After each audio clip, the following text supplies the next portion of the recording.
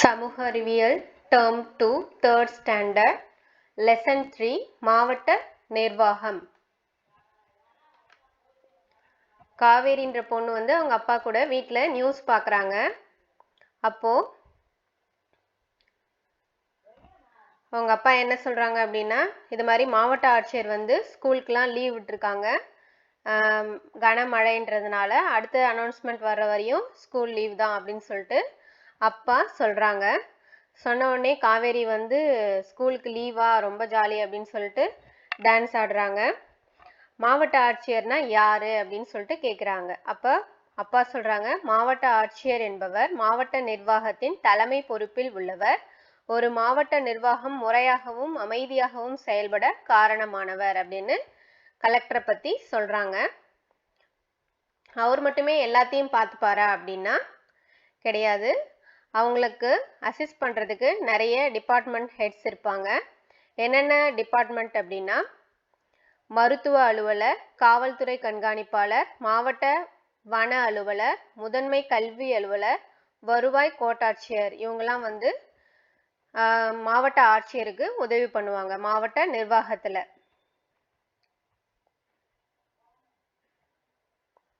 மாவட்டத்தில் வந்து எல்லா நலத்திட்டங்களும் மக்களை சென்றடையுதா அப்படின்றத உறுதிப்படுத்துறதுலாம் மாவட்ட ஆட்சியரோட பொறுப்பு.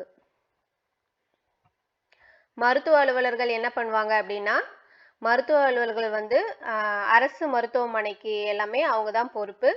சுகாதாரத்தை பற்றி, உடல்நலத்தை பற்றி அறிவுரைலாம் சொல்லுவாங்க. காவல்துறை கண்காணிப்பாளர் அவங்க தான் வந்து மாவட்டத்தில் காவல்துறைக்கு பொறுப்பு.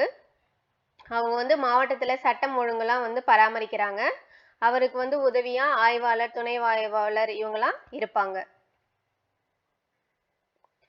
அவசர காலங்களில் காவல்துறையை தொடர்பு கொள்ள 100 என்ற எண்ணை தொலைபேசியில் அழைக்கவும். போலீஸை எமர்ஜென்சியா கூப்பிடணும் அப்படின்னா அதுக்கு 100ன்ற நம்பருக்கு நீங்க கால் பண்ணலாம்.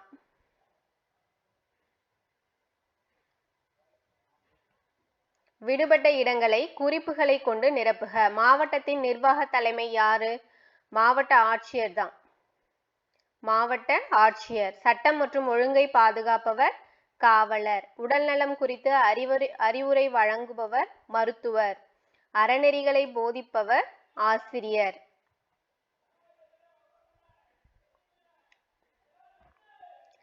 மாவட்ட ஆட்சியர் எப்படி தேர்ந்தெடுக்கப்படுறாங்க அப்படின்னா,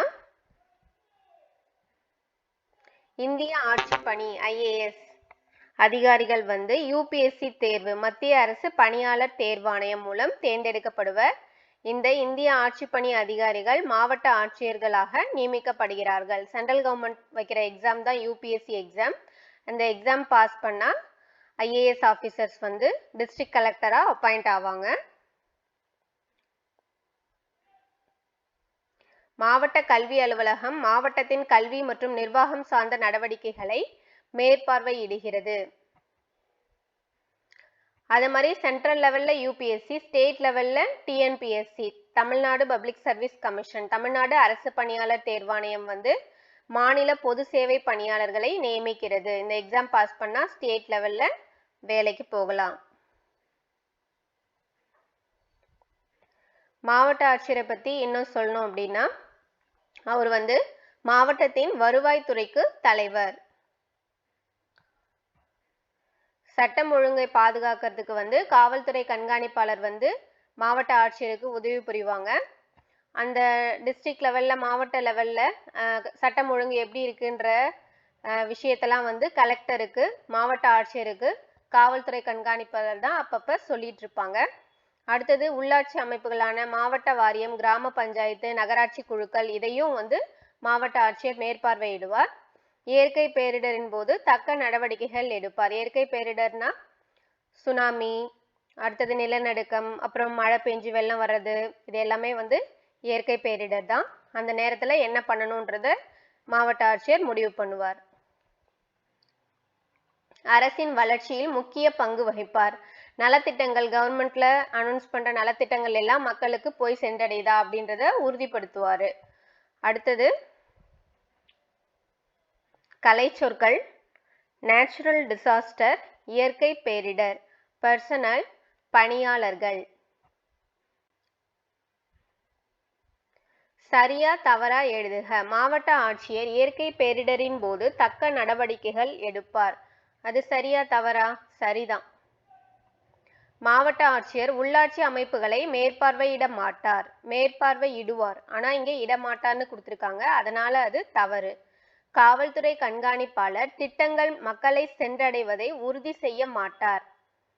சரியா தான் கொடுத்திருக்காங்க. ஏன்னா காவல்துறை கண்காணிப்பாளர் வந்து உறுதி செய்ய மாட்டார். இது மாவட்ட ஆட்சியர் தான் உறுதி செய்வார் அத. அதனால இது சரிதான். அடுத்தது, மாவட்ட ஆட்சியர் பல்வேறு துறைகளின் தலைமைகளோடு இணைந்து மாவட்ட நிர்வாகம் அமைதியாக நடைபெற பணியாற்றுவார். அது சரி.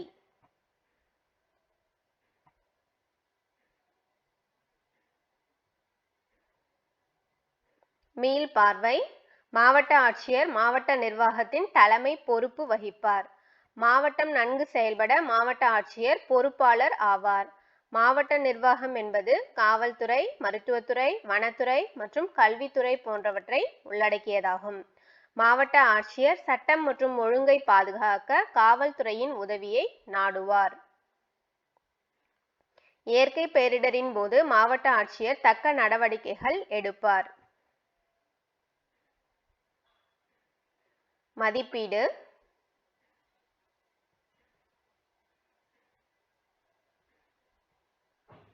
சரியான விடையை தேர்ந்தெடுக்க. மாவட்ட நிர்வாகத்தின் தலைவர் மாவட்ட ஆட்சியர் ஆவார். அரசாங்க மருத்துவமனைகளுக்கு மருத்துவ அலுவலர்கள் பொறுப்பாளர் ஆவார்.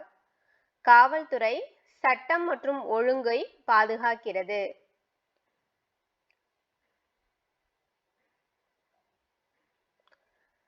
முதன்மை கல்வி அலுவலர் மாவட்டத்தின் கல்வித்துறையின் செயல்பாட்டை கண்காணிப்பார்.